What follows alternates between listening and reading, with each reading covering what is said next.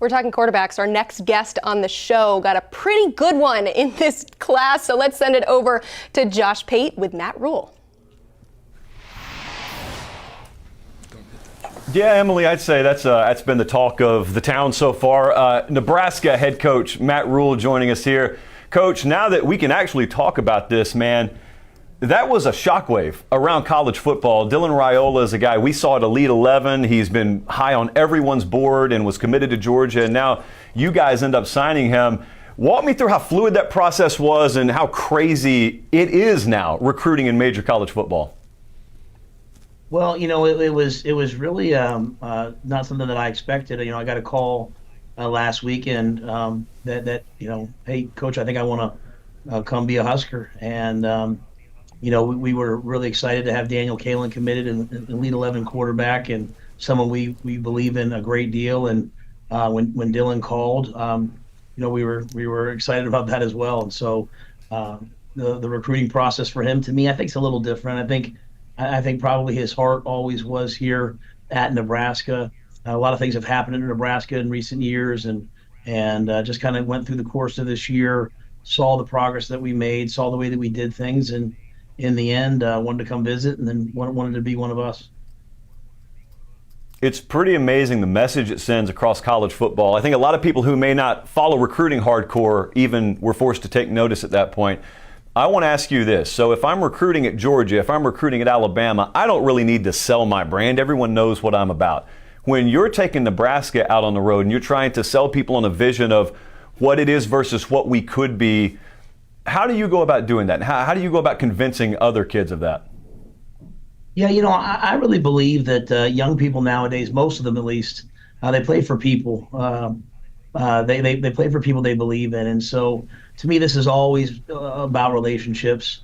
You look at our signing class, 6 former players, sons, 6 legacy players coming to play for us. And so to me, this is always about relationships. It's always about them talking to our current players. And I think if there's one thing that we've done, whether it's Temple, Baylor, or here, is the young people that come and play for us, whether it's on the field or off, they have a lot of success. And so if you're a guy like Dylan, if you're a guy like Carter Nelson, Grant Bricks, the guys that you're highlighting who have elite talent and have great futures, if they come here, they know they're coming to a place that's going to help them be great.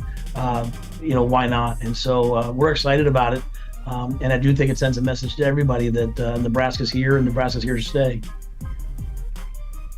I'm looking at your signing class here, and I've been looking at the commitment list over the past few weeks. There's a lot of Nebraska in-state kids sprinkled throughout this signing class. Different guys give me different answers on this. What's your philosophy on prioritizing in-state guys versus a more regional and national approach to recruiting? Yeah, we're going to go all across the country and find the best players. But when someone's a Husker, when someone's born in state, and we know that they're good enough, then we're going to take them. And we signed 8 last year. We signed 8 this year, and there's some great players in the state that are going to Notre Dame, that are going to Illinois. So we didn't get every one. I think high school football in Nebraska is really, really strong. It's on the up and up. And for us, we want to recruit this region. We're also going to go to Texas. We're also going to go to Florida. Flipped a couple guys late from Florida here that should make our class even better. And that to me is what Nebraska is. It's a national brand. It might have been quiet for a few years. It might have been a little bit sleepy, but it's not anymore. And this class is a step in the right direction. We've got to produce on the field, and I believe that will push us even forward. When you walked in there and you looked at what you inherited, and then you assessed what we need to inject into the program that is more in accordance with your philosophy, what are some of the compartments that you've had to change the most, and what are some things or people or departments, et cetera, that you've brought to Nebraska that maybe weren't there and you thought needed to be there? I think, Josh, when you think about Nebraska football in its heyday, man, it was the preeminent place to go for sports science, and one of the first places, for the weight room, and for one of the first places to have a training table and academic support. I mean, it was at the forefront. It was like what Georgia and Alabama are now. And so when Trev hired me, he empowered me. And, we went out and we hired Kristen Coggins to run our performance nutrition from South Carolina, who'd been in Alabama, been at Tennessee. We hired Corey Campbell to come in and modernize what we're doing in the strength area. We hired sports scientists. We really want to be at the forefront of player development and player recovery. And so, if you're a young person in recruiting and you want to be developed and you want to be an NFL player, and not just an NFL player, but you want to be a great NFL player, we have everything here that you need. And I think that to me, it's important for us, but it also brings us the right players. If you're just looking for like who's got the coolest helmets and who's got this, like, maybe we're not for you. But if you want to someday be a first round draft pick, if you want to know what it's like to go through the psychological testing that you do in the NFL and all those things, then this is the place. And that modernization, with all due respect to what was happening before, but that being on the forefront again, that's what Nebraska is all about. It's what Coach Osborne did, and we're trying to bring that back. And that to me is what will make us special. Hey, let me get you out of here on this. So this day for me is, if I'm not on air, I'm just refreshing different message boards and social media feeds and trying to get in touch via text with as many people as I can. So the moment we wrap this thing, what does your day look like? And how frequently are you being updated on this, updated on that? Because I picture you flipping in your swivel chair and it's like NASA mission control and you just got all eyes on everything at all time. So clearly that's probably not the case. I love the plant in the background. What is your day consisting of? Ours is an early morning, because, obviously here in the Central Time Zone, we started on the East Coast. We all got here about 5:30, and, we still do it kind of old school. We all get into one room. I used to love when the fax machine would go off and everyone was waiting to see who it was. Now Vince Ginta, stands up and yells out who committed, and we FaceTime. Today for us, we FaceTime a lot of, message a lot of 2025 players, letting them know that, hey, it's their time now. So it's a big recruiting day for us.